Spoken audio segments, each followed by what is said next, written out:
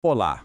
Hoje a gente vai mergulhar numa abordagem da psicologia que, olha, desafia muitas das ideias que a gente tem como certas sobre a mente humana. Vamos explorar a psicologia sócio-histórica, uma perspectiva que propõe um jeito radicalmente diferente de entender quem nós somos.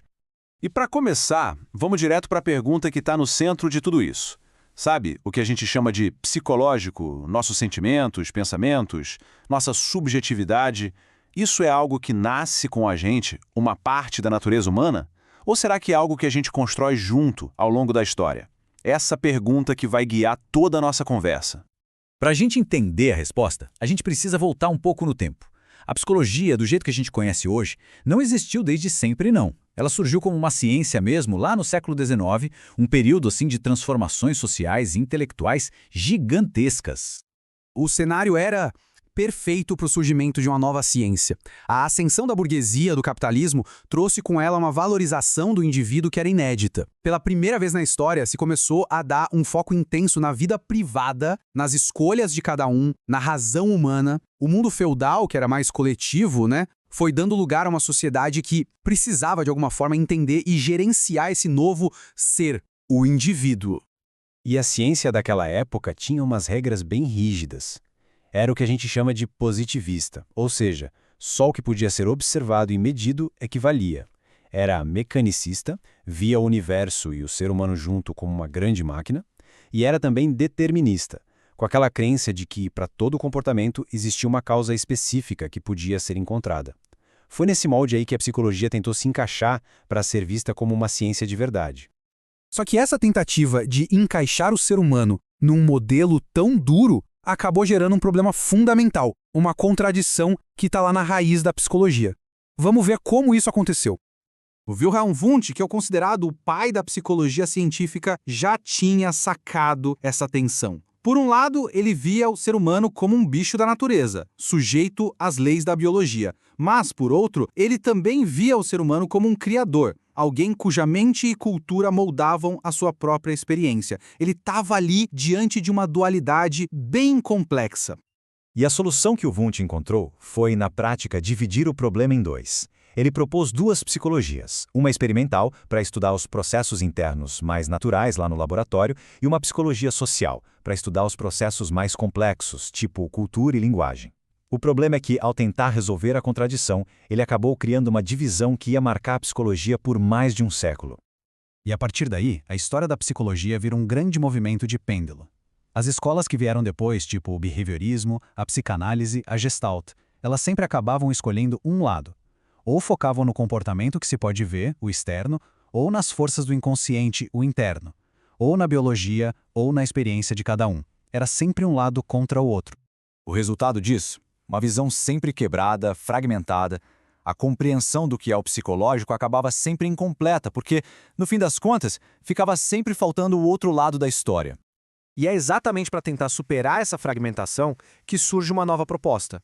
Um jeito de olhar para o ser humano que não divide ele em pedaços, mas que tenta entender ele na sua totalidade. Agora, a gente entra de vez na psicologia sócio-histórica. Então, o que é essa abordagem afinal? Bom, em essência, ela não vê o ser humano como um ser passivo, que só é moldado por forças internas ou externas. Pelo contrário, ela nos vê como agentes ativos, um ser que é, ao mesmo tempo, produto e produtor da história e da sociedade. A chave aqui é a ideia de que a gente se torna humano através da nossa ação no mundo. A base filosófica para isso é o materialismo. E o que isso quer dizer? Quer dizer que as nossas ideias, a nossa consciência e até a nossa psicologia não brotam do nada. Elas são, na verdade, representações da nossa realidade material. Em outras palavras, o jeito que uma sociedade trabalha, come e vive, a sua base material, é o que no fundo molda o jeito que as pessoas pensam e sentem.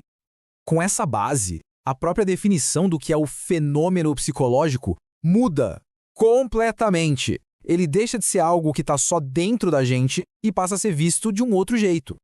A diferença aqui é fundamental. A visão tradicional enxerga o psicológico como algo natural, universal, tipo uma sementinha que já existe dentro de cada um e só precisa florescer. Já a visão sócio-histórica diz o exato oposto. O psicológico é construído. Ele é um reflexo das condições sociais, econômicas e culturais de uma época e de um lugar. Não é uma essência, sabe? É um processo. Para criticar essa visão mais tradicional, a psicologia sociohistórica usa uma analogia muito boa, a história do Barão de Munchausen, um personagem que contava umas histórias fantásticas, e uma delas era que ele conseguiu sair de um pântano se puxando pelos próprios cabelos. O ponto crucial aqui é que essa história fantástica virou uma metáfora para a ideologia do individualismo, aquela ideia de que cada um é o único arquiteto do seu destino, sabe? Que o sucesso ou o fracasso dependem só do esforço pessoal. Essa visão, assim como a história do barão, ignora completamente o pântano, ou seja, as condições sociais e materiais que estão à nossa volta. Certo. E qual é a consequência prática de adotar essa nova perspectiva? Bom, ela nos leva a uma psicologia que não pode mais ser neutra. Ela se torna, por necessidade, uma psicologia crítica e posicionada. E isso faz a gente questionar um dos grandes pilares da ciência positivista. Pensa bem, se o nosso objeto de estudo, o ser humano, é uma construção social, e se a própria psicologia é um produto dessa mesma sociedade, será que é possível mesmo ela ser completamente neutra e objetiva? Fica bem claro que, enquanto as perspectivas positivista e mecanicista acabam reduzindo o ser humano e ignorando todo o contexto, a sociohistórica propõe uma ciência que se reconhece dentro da história. Ela não quer só descrever o mundo, ela se compromete com a transformação social. E o que isso quer dizer na prática? Quer dizer abandonar essa ideia de falsa neutralidade. Quer dizer parar de culpar as pessoas por problemas que muitas vezes são sociais. E, o mais importante, significa entender que saúde psicológica não acontece no vácuo.